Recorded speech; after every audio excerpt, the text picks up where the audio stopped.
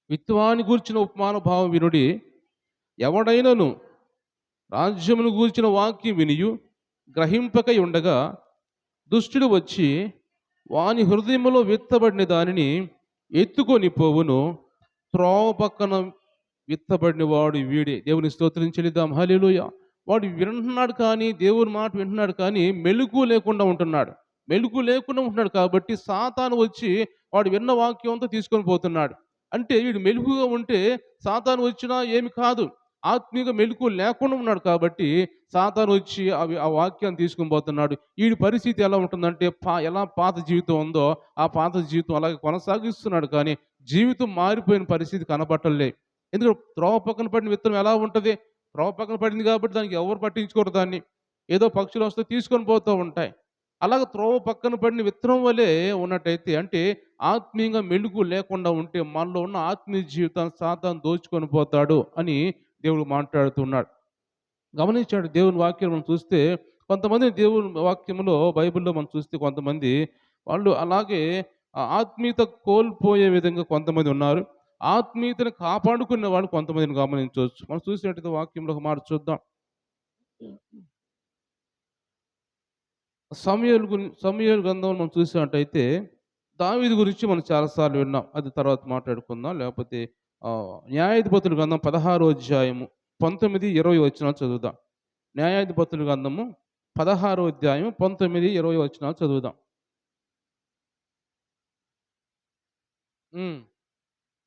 నిద్రపుచ్చి ఆ!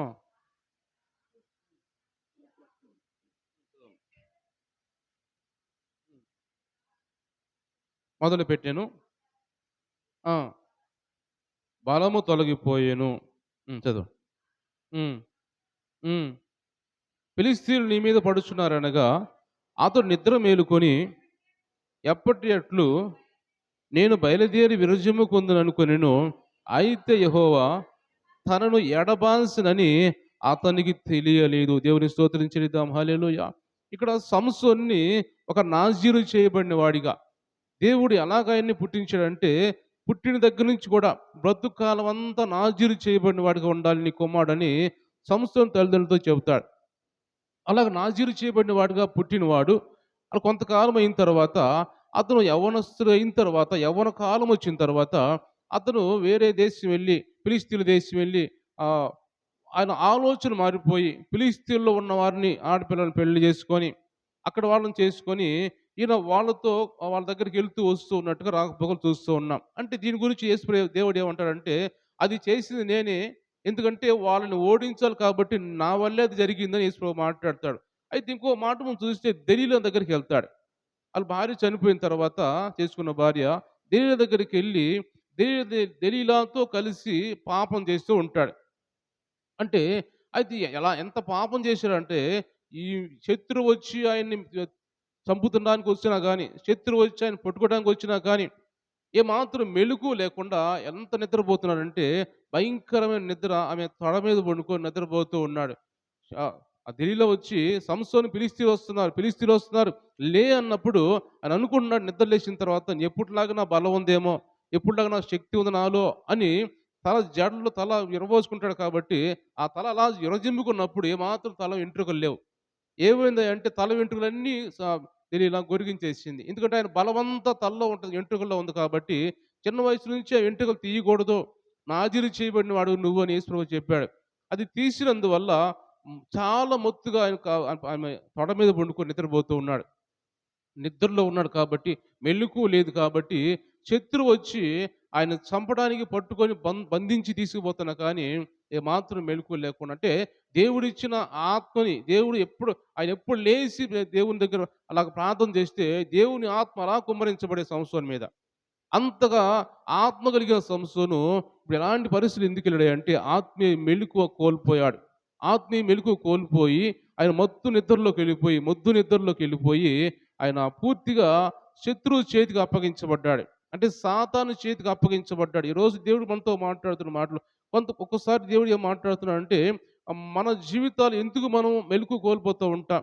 ఆత్మీయ జీవితంలో ఏవి మనం లాగుతూ ఉంటది, ఏది మనల్ని పడేయటానికి ప్రయత్నం చేస్తూ ఉంటదంటే ముఖ్యంగా ఈ లోక సంబంధించిన వాటిలో మన ధనాశ అనేది ఒకటి మనల్ని పడేస్తూ చూస్తూ ఉంటది.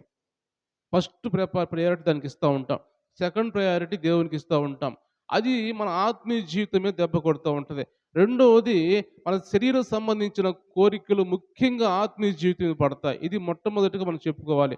శరీరం సంబంధించిన ఆలోచనలు, శరీరం సంబంధించిన కోరికలనేవి ముఖ్యంగా ఆత్మీయ జీవితం మీద చాలా పడతా ఉంటాయి. ఆ ఆలోచనలు పెట్టి సాతాను మనకు ఆలోచనలు పెట్టి ఏ విధంగా వీడు పడిపోతాడు? ఏ విధంగా ఈమె పడిపోతది? అని ఆలోచనతో వాడు పెట్టి ముఖ్యంగా వాటి మీద వాడు టార్గెట్ చేస్తాడు. ఎందుకంటే ఇవన్నీ మన ఆలోచనలు కాదు. ఆత్మీయ జీవితంలో మనం మారుమనసు రక్షణ పొందిన తర్వాత మనకి సొంత ఆలోచనలు రావు. వాడు ఏదో ఒక విధంగా మన మీద కుట్ర చేసి మనల్ని ఏదో ఒక విధంగా పడేయటానికి, మన ఆత్మీయ జీవితం కోల్పోయేలా చేయటానికి ఎన్నో రకరకాల ప్రయత్నాలు చేస్తూ ఉంటాడు. ఈ ప్రయత్నాలవన్నీ భాగంగా ఇది ముఖ్యంగా మనం ఈ ధనాశ కావచ్చు, శరీరానికి సంబంధించిన కోరికలు కావచ్చు, ఈ లోక సంబంధించిన ఆలోచనలు పెట్టేవాడు మనల్ని ఆత్మీయంగా పడేయటానికి ఒక్కోసారి ఒంటరిగా కూర్చొని ఉంటాం. ఒంటరిగా కూర్చున్నప్పుడు ఏం ఆలోచన వచ్చిద్ది మనకి? బైబిల్ చదవని ఆలోచన రాదు. ప్రార్థన చేసుకోవాలని ఆలోచన రాదు. మనకేముంటది ఈ రోజుల్లో అందరికి ఏమొచ్చి దగ్గరికి ఏమొచ్చిందంటే సెల్ ఫోన్ వచ్చింది. ఆ సెల్ ఫోన్ తీసుకొని ఏం చేస్తా ఉంటాం? ఈ ఒంటరిగా ఉన్నప్పుడు ఏదో చూస్తూ ఉంటాం. టైం అంతా టైం పాస్ అయిపోతా ఉంటది. ఏదో ఒకటి చూస్తూ ఉంటాం. టైం పాస్ అయిపోతూ ఉంటది. దేవుని సన్నిధిని ఏదో ఒక విధంగా వీళ్ళు కోల్పోవాలి. ఏదో ఒక విధంగా ప్రార్థన చేసుకుండా అడ్డుపడాలి నేను. లేదా ఏదో ఒక విధంగా వాక్యం చదవకుండా, వినకుండా నేను అడ్డుపడాలి అని వాడి ఆలోచన, వాడి కుట్రలు ఎలా ఉంటాయంటే మనల్ని ఈజీగా చాలా చిక్కులు పెట్టే పాపలు అంటే సులువుగా చిక్కులు పెట్టే పాపంలో పడేస్తాడు మనల్ని. ఎబ్రీయులకు రాసిన పత్రిక 12వ అధ్యాయంలో ఉంటది. మనల్నంట సులువుగా చిక్కులు పెట్టే పాపంలో పడేస్తాం. మనకు తెలియకుండా పాపంలో పడిపోతాం మనం. అంటే తెలియకుండానే మన మెలుకు కోల్పోతాం మనం. పేతురు ఎలాగైతే దేవుని మాట వినకుండా ప్రార్థన చేసుకోకుండా ఉన్నప్పుడు, ఆ మెలుకు కోల్పోయినప్పుడు పాపంలో పడిపోయిన పరిస్థితి. అంటే దేవుడినే ఎరగను నేను అన్న అబద్ధమాడే పరిస్థితికి వచ్చాడు. అప్పుడు దేవుడు చెప్పినప్పుడు ప్రార్థన చేసుకుంటే ఆయన మెలుకువగా ఉండేవాడు, ఆత్మీయంగా ఎదిగేవాడు అని ఇక్కడ దేవుడు మనతో మాట్లాడుతున్నాడు. కాబట్టి దేవుని బిడ్డలు గమనించినట్టయితే సంసోను ఆయన మెలకువ లేకుండా ఉన్నాడు కాబట్టి ఆయన పూర్తిగా ఆయన జీవితము పతనం అయిపోయింది, అంతం అయిపోయింది. చివరికి మరలా వేడుకున్నాడు గానీ అంతవరకు ఆయన జీవితం ఆగిపోయింది. కొనసాగలేకపోయింది. యవ్వన కాలంలోనే ఆయన చనిపోయినట్టుగా, ఈ లోకాన్ని విడిచిపోయినట్టుగా మన వాక్యాలను చూస్తూ ఉంటాం. అలాగే మనం చూస్తే గమనించినట్టయితే సొలొమోను గురించి మనం చూడొచ్చు. సొలొమోను దావీదు కుమారుడైన సొలొమోను రాజుల మొదటి గ్రంథంలో మనం చూస్తే 11వ అధ్యాయం అంతా మనకు చదువుకుంటూ వస్తే అక్కడ చాలా మాటలు రాయబడి ఉంటాయి. సొలొమోను దేవుడు అంటే భయభక్తులు కలిగిన వాడిగా ఉన్నాడు. దేవుడిని యేసుప్రభు ఏమన్నాడంటే సొలొమోను నా కుమారుడుగా ఉంటాడు, నేను అతనికి తండ్రిగా ఉంటాను అంటాడు. అంతగా తండ్రిగా, అంతగా ఆత్మీయంగా ఉన్న సొలొమోను, అంతగా దేవుడి గుడినే, దేవుడి దేవాలయాన్నే కట్టిన సొలొమోను, అంతగా దేవుని దేవాలయం కట్టిన తర్వాత దేవునితో మంచి సత్సంబంధం కలిగిన వాడిగా, దగ్గర సంబంధం కలిగిన వాడిగా, ప్రార్థన చేస్తే దేవుడు సమాధానం ఇచ్చే విధంగా అంతగా ఉన్న సొలొమోను ఒక్కసారిగా ఆయన ఆత్మీయ స్థితిని నుంచి పడిపోయినట్టుగా మన వాక్యంలో ఇక్కడ చూస్తాం. రాజుల మొదటి గ్రంథం 11వ అధ్యాయంలో. అంటే ఆయన వివాహం చేసుకున్న తర్వాత ఏ దేశం మీద దేశంలో రాణులను లేకపోతే రాజకుమార్తెను వివాహం చేసుకొని వాళ్ళందరూ ఈయన వృద్ధుడైన తర్వాత, ఈయన పెద్దవాడైన తర్వాత వాళ్ళ భార్యలంట ఆయన మనస్సును త్రిప్పివేశారంట. వాళ్ళ భార్యలు వీళ్ళ మనస్సుని విగ్రహాల వైపు తిప్పేశారంట. ఈయన మనస్సు తిరిగిపోయి వాళ్ళ భార్యలు ఏం చెబితే మాట వింటున్నాడు. ఇదిగో ఈ గుడికెళ్ళి ఈ విగ్రహం కట్టించు, లేకపోతే ఈ విగ్రహం చేయించు అని ఎక్కడికెళ్ళి ఏం చేస్తే ఈ గుడి కట్టించు అంటే ఆ గుడి కట్టియటం వాళ్ళకి. ఈ విధంగా పూర్తిగా విగ్రహారాధికుడు మారిపోయి ఆత్మీయంగా జీవితాన్ని ఆయన పాడు చేసుకున్న పరిస్థితికి వచ్చాడు చివరికి. అంటే దేవుడు ఇక్కడ గమనించండి ఎందుకు ఈ మాటలు మాట్లాడుతున్నా అంటే కొన్ని ఆశల వల్ల మనం మెలుకు కోల్పోతూ ఉంటాం. ఈ లోకం సంబంధించిన ఆశలే ఏదో ఎక్కడి నుంచో మనం తెచ్చుకోవాల్సిన అవసరం లేదు కానీ కొన్ని ఆలోచనల ప్రకారం మనము దేవునిచ్చిన ఆత్మీయతను కోల్పోయే పరిస్థితిలో ఉంటాయి కాబట్టి జాగ్రత్తగా ఉండాలి మనము అని దేవుడు మాట్లాడుతున్నాడు. అంటే ఎలాగైతే ఒక ఒక గ్రద్ద వచ్చి లేకపోతే కోడి పిల్లని తీసుకుపోతున్నప్పుడు కోడి ఎంత మెలుకుగా ఉంటుంది, ఎంత అలర్ట్‌గా ఉంటది. మనం కూడా అంత ఎలర్ట్‌గా ఉన్నాం. అంత ఎలర్ట్‌గా ఉంటదంటే, ఒక్కసారిగా పిల్లలన్నిటిని కూడా రెక్కల కింద తీసుకొని ఉంటది. అంటే వచ్చి కూడా చూస్తూ కాసేపు అలా వాలి ఉంటది కానీ, ఏమాత్రం పిల్లల్ని తీసుకునే అవకాశం ఉండదు చానా సేపటి దాకా. అంటే అంత మెలుకు కలిగి మనం ఉండాలి. శత్రువు ఒకవేళ వస్తున్నప్పుడు శత్రువుని చూసి ఎలాగా మిగిలిన యువతల దేశం ఎలా ఎలర్ట్‌గా ఉంటదో, అలాగా సాతాను మన మీద దాడి చేయడానికి వస్తున్నప్పుడు, మనము కూడా అంత ఎలర్ట్‌గా ఉండాలి ఆత్మీయంగా. అంత మనము దేవుని సన్నిధిలో ప్రార్థన చేస్తూ ఇవన్నీ ఎలా మనకొస్తాయంటే, నువ్వు ప్రతిరోజు దేవుని సన్నిధిలో ప్రార్థన చేస్తూ ఉండాలి. నువ్వు ప్రతిరోజు దేవుని సన్నిధిలో వాక్యం ధ్యానిస్తూ ఉండాలి, వాక్యం వింటూ ఉండాలి. ఇవన్నీ చేస్తూ ఉంటే వాడు మన దగ్గరికి రావటానికి వీలు కాదు. మన ఆత్మీయ జీవితాన్ని వాడు పడగొట్టడానికి వీలు కాదు వాడికి. మనం ఎప్పుడైతే మౌనంగా ఉంటామో, ఎప్పుడైతే దేవుని సన్నిధిలో గడపకుండా, ప్రార్థించకుండా, వాక్యం చదవకుండా మనం దేవుని సన్నిధికి దూరంగా ఉంటామో, అప్పుడు మనల్ని వాడు టార్గెట్ చేస్తాడు. అప్పుడు మన మీదకొచ్చి ఇగో మంచిగా మనకు దొరుకుతాం వాడికి. అప్పుడు మనం పడేయటానికి ఆత్మీయంగా రకరకాల ఆలోచన, పర్లేదులే చదవకపోతే ఏం కాదు, పర్లేదు ఈరోజు ప్రార్థన చేయకపోతే ఏం కాదు, నిన్న చేసావుగా, ఈరోజు చేయకపోతే ఏం కాదులే, తర్వాత చేసుకోవచ్చులే అని మనకు ఒక ఆలోచన పెడుతూ ఉంటాడు. అప్పుడు మనం ఆటోమేటిక్‌గా దేవునికి దూరం అయిపోతూ ఉంటాం. అది వాడు టార్గెట్ చేసుకొని మన ఆత్మీయ జీవితాన్ని పడగొట్టడానికి, పతనం చేయటానికి వాడు చేస్తూ ఉంటాడు. ఇప్పుడు గమనించినట్టయితే మనం చూస్తే దేవుని వాక్యం మనం చూస్తే కొన్ని మాటలు ఎవరు ఇంకా ఆత్మీయ జీవితంలో వాడు చేసిన కుట్రల్ని తట్టుకొని ఎవరు నిలబడ్డారు అని మనం చూస్తే ఒక ఇద్దరు ముగ్గురు గురించి మనం చూసుకోవచ్చు బైబిల్‌లో. ఆదికాండం 39వ అధ్యాయంలో యోసేపుని గురించి మనం చూడొచ్చు. యోసేపుని మనం చూస్తే అక్కడ మనం చూస్తే ఒక మాట చదవండి ఒకసారి. పోతిఫర్ భార్య చేత శోధించబడి ఎలాగైనా తప్పించుకొని పోయే పరిస్థితిలో ఉంటాడు అని మనం చదివినట్టయితే 39వ అధ్యాయము 9వ వచనం చదువుదాం ఒకసారి. కనిష్ట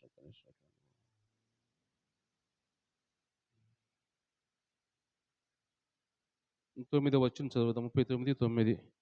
ఈ ఇంటిలో నాకంటే పైవాడెవడు లేడు. నీవు అతని భార్యవైనందున నిన్ను తప్ప మరి దేనిని నాకు అప్పగింపగా ఉండలేదు. కాబట్టి నేను ఎట్లు ఇంత ఘోరమైన దుష్కార్యము చేసి దేవునికి విరోధంగా పాపం కట్టుకొందునని తన యజమానుని భార్యతో నేను దినదినము ఆమె యోసేపుతో మాట్లాడుచుండెను గాని అతడు ఆమెతో శయనించుటకైనను ఆమెతో నుండుటకైనను ఆమె మాట విన్నవాడు కాడు. అట్టుండగా ఒకనాడు అతడు తన పని మీద ఇంటి లోపలికి వెళ్ళినప్పుడు ఇంటి మనుషులలో ఎవడునూ అక్కడ లేరు. అప్పుడు ఆమె తన వస్త్రం పట్టుకొని తనతో పాపం చేయమని చెప్పగా అతడు తన వస్త్రమును ఆమె చేతిలో విడిచిపెట్టి తప్పించుకొని బయటికి పారిపోయాను. దేవుని స్తోత్రం చెల్లిద్దాం. హల్లెలూయా. యోసేపుని మీద దుష్టుడు ఎంతగానో ప్రయత్నం చేశాడు. ఎందుకంటే యోసేపుకి దేవుడు తోడై ఎల్లప్పుడూ తోడై ఉన్నాడు. ఈ ఇజ్రాయెల్ దేశంలో ఉన్నప్పుడు కావచ్చు, ఇజ్రాయెల్ దేశం నుంచి ఆయన మళ్ళీ అమ్మబడి ఐగుప్తు దేశం వెళ్ళినప్పుడు కావచ్చు, ఆ దేశంలో కూడా యోసేపుకి దేవుడు ఎల్లప్పుడూ తోడుగా ఉన్నాడు. ఇది గమనిస్తున్న సాతాను, ఇది గమనిస్తున్న దుష్టుడు ఏదో ఒక విధంగా యోసేపుని పడేయాలి, యోసేపుని ఆత్మీయ జీవితం నుంచి పతనం చేయాలి, పాపంలో పడేయాలి నా ఆలోచన వాడు చేస్తూ ఉన్నాడు. అది ఎవరిని టార్గెట్ చేశాడు అంటే ఒక గొప్ప ఉన్నతమైన అధికారి భార్యతోనే టార్గెట్ చేశాడు. ఇది సామాన్యులు కాదు. సామాన్యులైతే ఈయన పట్టించుకోడేమోనని ఒక మంచి అధికారి భార్యని, ఉన్నతమైన అధికారంలో సైన్యాధికారి ఆయన భార్యని టార్గెట్ చేసి సాతాను ఆమెను ఉసిగొల్పినప్పుడు యోసేపు ఎంత మాత్రం కూడా ఒప్పుకోలేదు. ఎందుకంటే దేవుని భయం కలిగిన వాడు. దేవుడు అంటే భయము. నేను ఏం చేస్తున్నాను దేవుడు నన్ను చూస్తున్నాడు, నేను అన్ని ఏం చేస్తున్నాను, ఎక్కడికి వెళ్తున్నాను అన్ని గమనిస్తున్నాడు దేవుడు నన్ను అని యోసేపు దేవుడు అంటే భయం కలిగిన వాడు కాబట్టి ఆమెతో మాట్లాడుతున్నాడు, నువ్వు నా యజమానుడు భార్య కాబట్టి నేను నీతో పాపం చేయడం ఒప్పుకోను, నేను మంచి పని కాదు అన్నప్పుడు ఆమె బలవంతంగా ఏదో చేయబోయినప్పుడు ఆయన పాపం నుంచి పారిపోయాడు. అంటే మెలుగు కలిగి ఉన్నాడు యేసేపు. యేసేపు ఎంతో మెలుగు కలిగి, ఆత్మీయంగా మెలుగు కలిగి ఉన్నాడు. ఏమాత్రమో గొప్ప అధికారి భార్య కదా, ఇంతకంటే ఏ మంచి భాగ్యం ఉందిలే, మంచిగా సంపాదించుకోవచ్చు, మంచిగా రాజ్యంలో ఒక మంచి పదవిని సంపాదించుకోవచ్చు అని యోసేపు అనుకోవచ్చు. కానీ యోసేపు అలా అనుకోలేదు. కానీ ఏ అధికారైనా ఎవరైనా దేవుడి కంటే ఎవరు ఎక్కువ కాదు. నా దేవుడే గొప్ప దేవుడు ఆయన, నన్ను నన్ను చూస్తున్న దేవుడే, నాకు తోడుగా ఉన్న దేవుడు ఆయన అని ఒక ఆలోచనతోటి మెలుకుగా ఉన్నాడు. కాబట్టి పాపం నుంచి దూరంగా పారిపోయినట్టుగా దేవుని వాక్యం మనం చూస్తాం. యవ్వనస్తుడు ఆయన. అక్కడ వాడు అన్నలు అమ్మేటప్పుడు 17 సంవత్సరాలు, దాదాపు అక్కడ వెళ్ళిన తర్వాత దాదాపు 18, 19 సంవత్సరాలు ఉండొచ్చు, 20 సంవత్సరాల లోపలే ఉండొచ్చు. అలాంటి 20 సంవత్సరాల లోపలే ఉన్న యవ్వనస్తుడు, యవ్వన కాలంలో ఉన్నవాడు ఆ పాపానికి దూరంగా పారిపోయి, శరీర సంబంధించిన ఆలోచనలు లేకుండా ఆయన దూరంగా పారిపోయి, అంటే ఆత్మీయంగా మెలుగు కలిగి ఉన్నాడు. కాబట్టి దేవుడు ఆయన్ని హెచ్చించాడు, దేవుడు ఆయన దీవించాడు. పాపంలో పడిపోయి అంతవరకు ఆయన జీవితం ఆగిపోయేది. అలాగే యోసేపు ఇంకా హెచ్చించబడ్డాడంటే, ఒక దేశానికి ప్రధానమంత్రిగా మారిపోయాడంటే దేవుడు ఆయన్ని ఆయన్ని హెచ్చించాడు. అంటే మెలుగుగా ఉన్నాడు యోసేపు. ఈరోజు దేవుడు మనతో మాట్లాడుతుంటే కొరింథీ సంఘంతో మాట్లాడుతూ పౌలు ఇంటికి మాట్లాడుతున్నాడు అంటే, మీరు ఆత్మీయంగా మెలుకు లేకుండా ఉన్నారు, సాతాను మిమ్మల్ని శోధిస్తూ ఉన్నాడు. అందుకని మీరు దేవుడంటే ఒక ఆలోచన లేకుండా, ఒక అవగాహన లేకుండా ఆయన చనిపోయాడా? మరి తిరిగి లేస్తాడా? నిజంగా ఎవరైనా చనిపోయిన మనుషులు తిరిగి లేస్తారా? ఈ విధంగా ప్రశ్నిస్తున్నారు. కొంతమంది మిమ్మల్ని భ్రమపెడుతున్నారు. మీ ఆత్మీయ జీవితాన్ని దెబ్బ కొట్టడానికి కొంతమంది భ్రమపెడుతున్నారు. అబద్ధ బోధకులొచ్చారు కొరింథీ సంఘంలోకి. కొంతమంది కొరింథీ సంఘంలోకొచ్చిన అబద్ధ బోధకులు చాలామంది ఉన్నారంట. అబద్ధ బోధకులు పౌలు మాట్లాడుతున్నప్పుడు ఆయనకేం తెలుసులే, ఆయన దర్శనాలు ఏముందిలే, మాకు దర్శనాలొస్తాయి, మేము కూడా మాట్లాడతాం అనే విధంగా అలా మాట్లాడుతున్నప్పుడు అందువల్ల వాళ్ళు ఒకవేళ మరి ఇంక పడిపోతుంటారేమో అని అంటే హెచ్చరిస్తున్నాడు అపోస్తలుడు పౌలు. ఈరోజు మనల్ని కూడా దేవుడు హెచ్చరిస్తున్నాడు. మీరు మెలకువగా ఉండండి. దేవుని సన్నిధికి వస్తున్నాం కాబట్టి, మనం ఆత్మీయంగా బలపడుతున్నాం కాబట్టి, రక్షణ పొంది ఉన్నాం కాబట్టి, మిమ్మల్ని ఏ ఏ క్షణమైనా సరే, ఎల్లప్పుడూ కూడా మీ వెంట వాడు ఉంటాడు కాబట్టి, మీరు మెలకువగా ఉండండి అని దేవుడు మనతో మాట్లాడుతున్నాడు. రాత్రికాలం ఒక ఒంగోలులో ప్రార్థనకెళ్తే, వినకొండ నుంచి దేవుని సేవకుడు వచ్చాడు. అక్కడికి వెళ్తే ఆయన మాట్లాడుతున్నాడు. మీరు ఇక్కడికొచ్చారు కదా! దేవుని సన్నిధికొచ్చారు కదా! మీరొస్తున్నప్పుడు మీకు తెలియకుండానే దేవుని దూతలు మీతో వచ్చారు మీకు తెలుసా? మీకు తెలియకుండానే మీరనుకుంటున్నారు, మేము జాగ్రత్తగా బాగానే వచ్చామనుకుంటున్నారు కానీ, వచ్చింది మీరు కాదు. మీతో దేవుని దూతలున్నారు. మీ చుట్టూ ఉన్నారు కాబట్టి మందిరంలోకొచ్చి కూర్చున్నారు. మీకు కనపడరు వాళ్ళు. అంటే ఎందుకు ఆ మాట అంటున్నారంటే, దేవుని దూత ఎల్లప్పుడూ మిమ్మల్ని కాపాడుతూ ఉంటారు.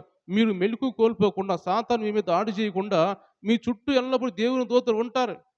కాబట్టి మీరు ఇంత బాగా మంచిగా ఆరోగ్యకరంగా వచ్చి దేవుని మందిరంలో కూర్చున్నారంటే, దేవుని దూతలు మీతో ఉన్నారు కాబట్టి, మీ వాహనాలు ఆయన స్వాధీనంలో ఉంచుకొని, మిమ్మల్ని ఆయన స్వాధీనంలో ఉంచుకొని క్షేమంగా తీసుకొచ్చాడు అని ఆ సేవకుడు అంటే చాలా మంచి మంచి శ్రేష్టమైన మాటలు రాత్రి మేము విన్నాం. మేము ఎలా మెలకువగా ఉండాలి, ఎలా ఆత్మీయంగా ఎదగాలి అని చాలా విషయాలు మేము నేర్చుకున్నాం. అంటే దేవుడు మాట్లాడుతున్నాడు. మన చుట్టూ ఎల్లప్పుడూ దేవుని దూతలు ఉంటారు కాబట్టి, అది మనం గమనించి మనం ఏం చేస్తున్నాం? దేవుని దూతలు మనతో ఉన్నారు కాబట్టి, మనం ఏం చేస్తున్నాం గమనిస్తూ ఉంటారు వాళ్ళు కూడా. అంటే మనకు తోడుగా ఉండటమే కాదు, తోడుగా ఉంటారు కానీ, మనం ఏం చేస్తున్నాం కూడా చూస్తూ ఉంటారు వాళ్ళు. మనం ఏం చేస్తున్నాం? ఎక్కడికెళ్తున్నాం? ఏం మాట్లాడుతున్నాం? అన్నీ కూడా చూస్తూ ఉంటారు. కాబట్టి అలాంటి విషయంలో మనం జాగ్రత్తగా మెలుగు కలిగి ఉండాలని దేవుడు మనతో మాట్లాడుతున్నాడు. కాబట్టి దేవుని వెంటనే గమనించినట్టయితే, మరొక మాట మనం చూసినట్టయితే, దానియేలు గ్రంథంలో దానియేలు గ్రంథం మొదటి అధ్యాయంలో దానియేలు అంటాడు. ఆయన ఏమంటాడంటే ఆయనకి రాజు భుజించే భోజనము మీరు తినండి. రాజు ఆజ్ఞాపించాడు అన్నప్పుడు ఆ రాజు భుజించే ఆ భోజనం వీళ్ళు తినడానికి ఇష్టపడరు. దానియేలు ఇష్టపడ్డు. ఎందుకంటే ఆ రాజు భోజనం చేసే భోజనం ఎలాంటిది? వాళ్ళు విగ్రహారాధికులు కాబట్టి బబులోను దేశస్థులు వాళ్ళు విగ్రహాల దగ్గర పూజించి వాళ్ళు తెచ్చి అలాగ తర్వాత పెడతారు భోజనాలు. అలాంటి భోజనం మాకొద్దు. మేము తినము. రాజు భోజనం చేసే భోజనం కాదు, ద్రాక్షారసం కావచ్చు, మాంసం కావచ్చు, ఏది కాదు. ఏది మాకొద్దు. మాకు సాధారణమైన భోజనం పెట్టు అంటాడు. అంటే ఒకవేళ వీళ్ళు తింటే వీళ్ళేమైపోతారు? పూర్తిగా వాళ్ళు విగ్రహారాధికులు అయిపోతారు. దానియేలు కావచ్చు, షడ్రక్, మేషక్, అబేద్నెగోలు కావచ్చు, పూర్తిగా విగ్రహారాధికులు అయిపోతారు వాళ్ళు. అలా కాకుండా దానియేలు మెలుకువగా ఉన్నాడంటే, మాకొద్దు ఈ ఆహారము. మాకు సాధారణ భోజనమే పెట్టు మేము తినము అని ఎవరైతే నపుంసకుల అధిపతి ఉంటాడో అతనితో మాట్లాడతాడు. అంటే దానియేలు ముందుగానే జాగ్రత్త పడ్డాడు కాబట్టి, ఆత్మీయ జీవితాన్ని కాపాడుకున్నాడు కాబట్టి, ఆ దేశంలో గొప్ప జ్ఞాని అయ్యాడు. దేవుడైన మంచి జ్ఞానం కలిగిన వాడిగా, ఒక నాయకుడుగా, ఒక అధిపతిగా ఆ దేశంలో దానియేలుని ఎందుకు పెట్టాడయ్యా అంటే, దానియేలు ఆ దేశ ప్రజలు తినేది కావచ్చు, ఆ దేశ ప్రజలు పూజించేది కావచ్చు, దేన్ని కూడా పూజించలేదు.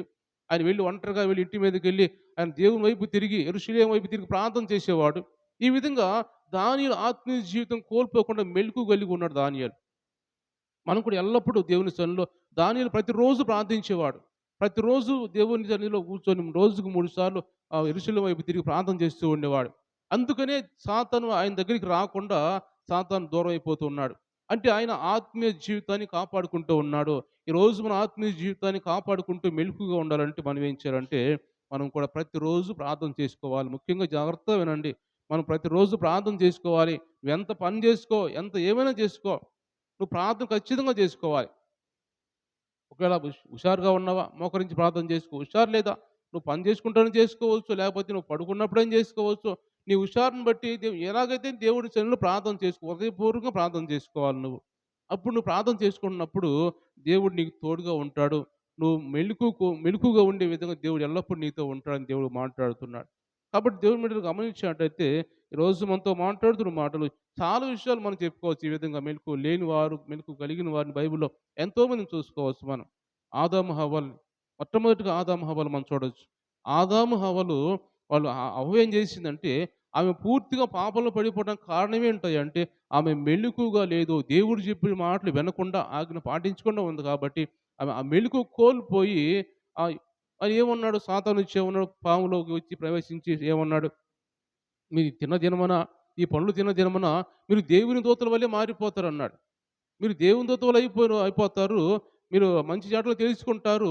చాలా మంచిగా ఉంటారు మీరు అన్నది. అన్నప్పుడు ఇంకా హవ్వ ఏం చేస్తుందంటే, అంత మంచిగా ఉన్నప్పుడు మేము ఇంకెందుకు తినకూడదు అని ఆమె ఆలోచన మార్చుకొని దేవుడు చెప్పిన మాట మర్చిపోయి ఆత్మీయంగా పడిపోతున్నాం, పాపంలో పడిపోతున్నాం అని తెలుసుకోకుండా, ప్రమాదంలో పడిపోతామని తెలుసుకోకుండా ఆమె జీవితాన్ని అవి తిన్నది పాపంలో పడిపోయారు. దేవుని స్తోత్రించలేదాం హల్లెలూయా. వాళ్ళు పాపంలో పడిపోయిన కారణం ఏంటంటే ఆమె ఆత్మీయంగా మెళకువ లేకుండా ఉంది అవ్వ. ఆమె తినటమే కాకుండా తీసుకెళ్ళి ఆదాము కూడా పెట్టినప్పుడు వాళ్ళు పూర్తిగా పాపంలో పడిపోయారు. పాపంలో పడిపోవడానికి కారణాలేంటి? మెళకువ లేకుండా ఉన్నప్పుడు సాతానొచ్చి మన మీద దాడి చేస్తూ ఉంటాడు. ఈ మధ్యకాలం మనం చూసినట్టయితే దేశంలో, ప్రపంచంలో, దేశంలో కాదు ప్రపంచంలో ఎన్నెన్నో ఘటనలు ఘోరమైన ఘటనలు జరుగుతూ ఉన్నాయి. మధ్య మనకు తెలియట్లేదు, చూస్తున్న వారు ఎవరైనా చూస్తే వార్తలు చూస్తే అర్థమైద్ది మీకు. చాలా ఘోరమైన ఘటనలు జరిగిపోతున్నాయి. ఒక దేశం మీదకెళ్ళి భయంకరంగా దాడులు చేసి, అమెరికా దేశం ప్రపంచంలో అది పెద్ద దేశం కాబట్టి అది ఆ దేశం మొన్న ఈ మధ్య కాలం ఏం చేసిందంటే వెనిజులా అనే దేశం ఇది. అది చాలా చిన్న దేశం. చిన్న దేశమైనా కానీ ఆ దేశంలో ఆయిల్ ఉత్పత్తి అయ్యేది ప్రపంచంలో కల్లా 5వ స్థానంలో ఆ వెనిజులా దేశం ఉంటది. అంత చిన్న దేశమైనా కానీ, ఆ వెనిజులా దేశం మీదకెళ్ళి రాత్రి ఎళ్లి అమెరికా అధ్యక్షుడు కొంత సైనికులను తీసుకొని పంపించి, అధికారులను పంపించి, ఆ విమానాలతో పోయి ఆ రాత్రి వాళ్ళు పడుకొనుంటే వెనిజులా అధ్యక్షుని భార్య పడుకొనుంటే దాడి చేసి కొంతమందిని కాల్చి పడేసి వాళ్ళిద్దరిని కిడ్నాప్ చేసి తీసుకొని అమెరికా తీసుకొనొచ్చారు. అంటే అంత వాళ్ళకి తెలీదు. వస్తారని కూడా తెలీదు వాళ్ళకి. అంటే వీళ్ళు మెలుకువ లేకుండా ఏం కాదులే మనం బాగానే ఉన్నాం కదా అనుకున్నారు కానీ, వాళ్ళు ఒక్కసారిగా మొన్న ఈ మధ్య కాలం జరిగింది. ఒక వారం క్రితం జరిగిన అది. ఒక్కసారిగా వచ్చేసి ఆ ఇంట్లోకెళ్ళి వాళ్ళున్న రూమ్‌లోకెళ్ళి బెడ్‌రూమ్‌లోకెళ్ళి సైనికులు వాళ్ళిద్దరిని పట్టుకొని వాళ్ళని దోషుల్లాగా, ఖైదీలాగా తీసుకొని పోయి అమెరికాలో అత్యంత ఘోరమైన జైలు ఒకటుందంట. భూలోక నరకం అంటారంట దాన్ని. ఆ భూలోక నరకం అనే జైల్లో తీసుకొని వాడినేసారంట. అంటే ఏదో ఒకటి డ్రగ్స్ అమ్ముతున్నాడు, డ్రగ్స్ వ్యాపారం చేయిస్తున్నాడు దేశంలో అని చెప్పి ఏదో వంక పెట్టి, ఎందుకంటే ఆ ఆయిల్ అంతా కూడా వీళ్ళు తెచ్చుకోవాలి అమెరికా వాళ్ళు. ఈ రోజు జరుగుతున్న విషయం ఏంటంటే, ఆ దేశంలో వాళ్ళకున్న ఆయిల్ కూడా ఏమైతే ఉందో అంతా కూడా తీసుకొని వాళ్ళు ఆ షిప్పుల్లో ఎక్కించుకొని అమెరికా తీసుకెళ్తున్నారు. వాళ్ళకి లేకపోయినా పర్లేదని మొత్తం తీసుకెళ్ళి అమెరికాలో అంటే వాళ్ళ దౌర్జన్యం అలా ఉందన్నమాట. మళ్ళీ మన దేశాన్ని కూడా బెదిరిస్తున్నారు ఈరోజు. ఇండియా మీద యుద్ధం చేస్తాం మేము. రష్యాతో మీరు స్నేహం చేస్తున్నారు అని మనల్ని కూడా బెదిరిస్తున్న పరిస్థితులు. అంటే దేశం అంతా కూడా బెదిరిస్తూ ఉన్నారు. ఇలాంటివి చాలా జరుగుతూ ఉన్నాయి. ఇంకో మాట చెప్పాలంటే ఇంకో దేశం ఉక్రెయిన్, రష్యా దేశము ఈ చాలా కాలం యుద్ధం జరుగుతూ ఉంది. అయితే ఈ మధ్య పెద్ద దేశమైన రష్యా అధ్యక్షుడు ఇంటి మీదకి ఉక్రెయిన్ అనే చిన్న దేశము వాళ్ళు సైనికులు కొన్ని డ్రోన్ విమానాలేసుకొని పోయి ఆయన రష్యా అధ్యక్షుడు ఇంటి మీద బాంబులేశారు. ఆయన ఇంటి మీద బాంబులేసినప్పుడు ఆయనకి దేవుళ్ళు ఏం చేశారంటే వాళ్ళు సైనికులు కొంత అప్రమత్తంగా మెలుగు కలిగి ఉన్నారు కాబట్టి వెంటనే వాళ్ళు లేసి వీళ్ళని తరిమేసి డ్రోన్‌లని కూల్చివేసి ఆయన్ని కాపాడారు. అంటే సైనికులు చాలా అలర్ట్‌గా మెలుకువగా ఉన్నారు కాబట్టి ఆయన బతికాడు. లేకపోతే ఏదో ఒకటి ఆ ఇల్లు ధ్వంసం అవ్వటమో లేకపోతే ఆయన చనిపోవటం ఏదో ఒకటి జరిగేది. అంటే ఎందుకు ఈ మాట నేను చెబుతున్నానంటే మెలుకువ లేకపోతే ప్రమాదాలు జరుగుతాయి. మెలకువ లేకపోతే వాడు దొంగ వలె, వాడు గర్జించే సింహం వలె తిరుగుతున్నాడు కాబట్టి సాతాను ఎవరిని మృంగుదామా అని ఒక మాట చదువుదాం ఒకసారి పేతురు రాసిన గ్రంథంలో మొదటి అధ్యాయం 5వ వచనం మనం చూస్తే ఎవరిని మృంగుదామా అని వాడు తిరుగుతున్నాడు కాబట్టి మనందరం కూడా మెలకువ కలిగి ఉండాలి అని దేవుడు మాట్లాడుతూ ఉన్నాడు. చదువుదాం ఆ మాట. 8వ వచనం చదువుదాం. 5, 8 చదువుదాం. నిబ్బరమైన బుద్ధి గలవారై ఇంకా పైన చదువు పైన ఆయన మిమ్మును హ్మ్. హ్మ్. చేతి కింద హ్మ్. ఆయన మిమ్మల్ని గూర్చి చింతించుచున్నాడు గనుక మీ చింత యావత్తు ఆయన మీద వేయుడి. నిబ్బరమైన బుద్ధి గలవారై మెలకువగా ఉండుడి. మీ విరోధి అయిన అపవాది గర్జించు సింహం వలె ఎవరిని మృంగుదుమా అని వెదకుచు తిరుగుచున్నాడు. దేవుని స్తోత్రం చెల్లిద్దాం. హల్లెలూయా! దేవుడు మాట్లాడుతున్న మాటలు దేవుని బిడ్డలు గమనించినట్టయితే అపవాది, విరోధి అయిన అపవాది అంట గర్జించే సింహం వలె ఎవరు మింగుదుమా అని వాడు వెతుకుచూ తిరుగుతున్నాడు. కాబట్టి మీరు మెలకువగా ఉండండి. మెలకువగా లేకపోతే వాడు తీసుకొని పోతాడు. చాలా విషయాలు మనం తీసుకుంటే ఆత్మీయ జీవితంలో మనం పడిపోవడానికి కారణం ఏంటంటే ఈ లోకం సంబంధించిన కొన్ని కోరికలు, ఆశలు, అలవాట్లు, ముఖ్యంగా చూస్తే మనం చాలా ఈ సెల్ ఫోన్‌లు ఒకటి వచ్చిన తర్వాత సెల్ ఫోన్‌ల వల్ల చాలా ఆత్మీయత కోల్పోతున్నాం.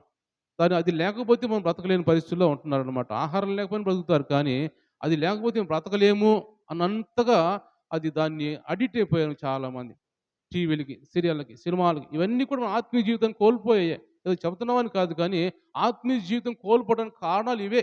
చిన్న చిన్నవే ఇవన్నీ గూడా. ఇవి మనం తీసేసుకోవచ్చు. మనం వద్దనుకుంటే వదిలేసుకోవచ్చు వాటిని. కానీ మన ఆలోచన ఏందంటే దేవుని సన్నిధిలో గడపట్లేదు కాబట్టి అవి మనల్ని ప్రభావితం చేస్తున్నాయి. కాబట్టి వాటన్నిటిని మనం విడిచిపెడితే దేవుని సన్నిధిలో మనం ప్రతిరోజు ప్రార్థన చేస్తూ, ప్రతిరోజు వాక్యం ధ్యానిస్తూ ఈ విధంగా మనం ఉంటే మన ఆత్మీయ జీవితం మెరుగుపడుతుందని దేవుడు మనతో మాట్లాడుతున్నాడు. కాబట్టి యోసేపు వలె లేకపోతే దానియేలు వలె, షడ్రకు, మేషకు, అబేద్నెగోల వలె మనం కూడా ఆత్మీయంగా మనము ఎదగాలి, మెలుకు కలిగి ఉండాలి. శిష్యులతో దేవుడు చెప్పిన మాట వాళ్ళు వినలేదు కాబట్టి పేతురు ఆయన పూర్తిగా వాళ్ళు దేవుడినే ఎరగనని అబద్ధం ఆడినట్టుగా మనం చూస్తూ ఉన్నాం. పూర్తిగా వాళ్ళ ఆత్మీయ జీవితంలో వాళ్ళు వెనకబడిన వారిగా మరలా తిరిగి దేవుడి దయ వల్ల పేతురుని మీద వాళ్ళు ఆయన ఏర్పరుచుకున్నాడు కాబట్టి పేతురుని మళ్ళీ క్షమించి మళ్ళా ఆయన శిష్యుడిగా చేర్చుకున్నాడు. దేవుని కోసం ఆయన హతసాక్షిగా మారిపోయాడు. తర్వాత అంటే ముందు ఎందుకు పడిపోతున్నారు ఆత్మీయంగా లేకుండా అంటే దేవుళ్ళు గడపట్లేదు కాబట్టి. ఈరోజు దేవుడు మనందరితో మాట్లాడుతున్న మాటలు. మనం ప్రతిరోజు ప్రార్థన చేస్తున్నామా? ఎంతమంది ప్రార్థన చేస్తారో నాకు తెలీదు కానీ ప్రతిరోజు దేవుని సన్నిధిలో గడపాలి. ఆ ప్రార్థన మనం చేస్తే, ఆ ప్రార్థన మనల్ని కాపాడుతూ ఉంటది. ఆ ప్రార్థన మనల్ని వెంటాడుతూ ఉంటది.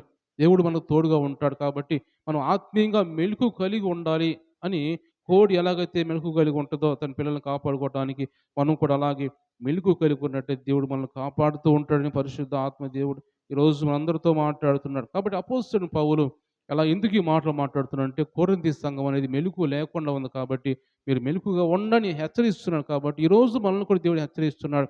మనం మెలుకు కలిగి, ఆలోచన కలిగి, నిజంగా దేవుడు ఇచ్చాడు, నిజంగా దేవుడు తిరిగి లేచాడు, నిజంగా మన కోసం మరణించాడు, నిజంగా మన కోసం రక్తం కార్చాడు ఆయన అని ఒక ఆత్మీయ మెలుకువతో ఆయన సేవించేవారుగా, ఆయన స్తుతించేవారుగా ఉండాలని పరిశుద్ధ ఆత్మ దేవుడు మనతో మాట్లాడుతున్నాడు.